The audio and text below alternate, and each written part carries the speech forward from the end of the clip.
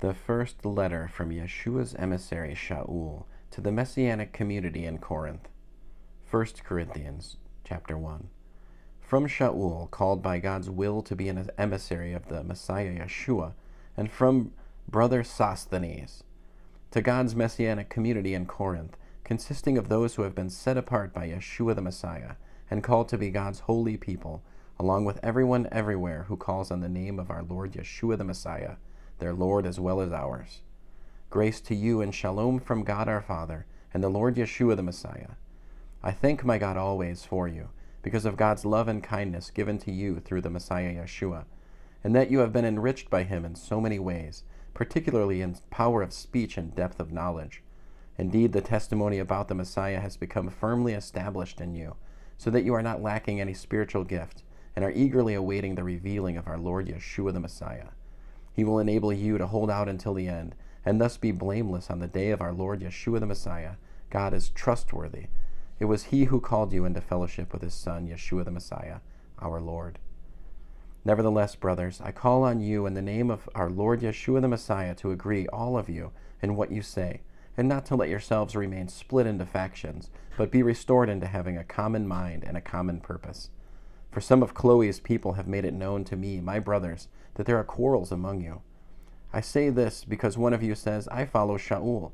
Another says, I follow Apollos. Another, I follow Kepha. While still another says, I follow the Messiah. Has the Messiah been split in pieces?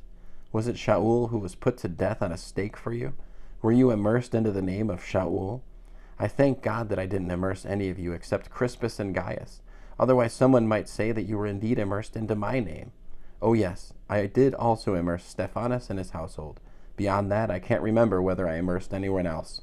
For the Messiah did not send me to immerse, but to proclaim the good news, and to do it without relying on wisdom that consists of mere rhetoric, so as not to rob the Messiah's execution stake of its power.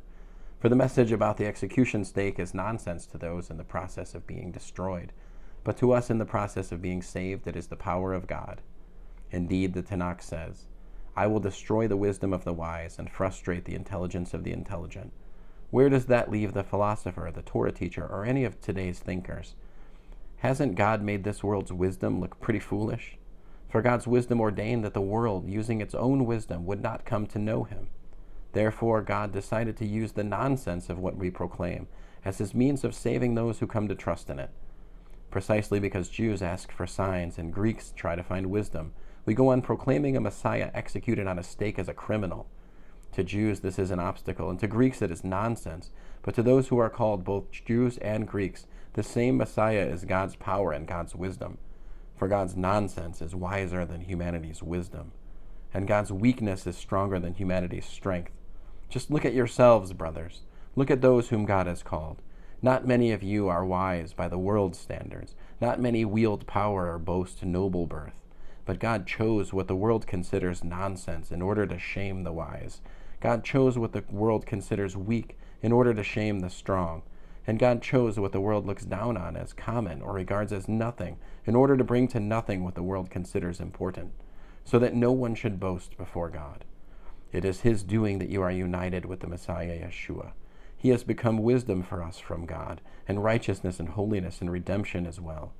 Therefore, as the Tanakh says, let anyone who wants to boast, boast about Adonai. End of 1 Corinthians chapter 1.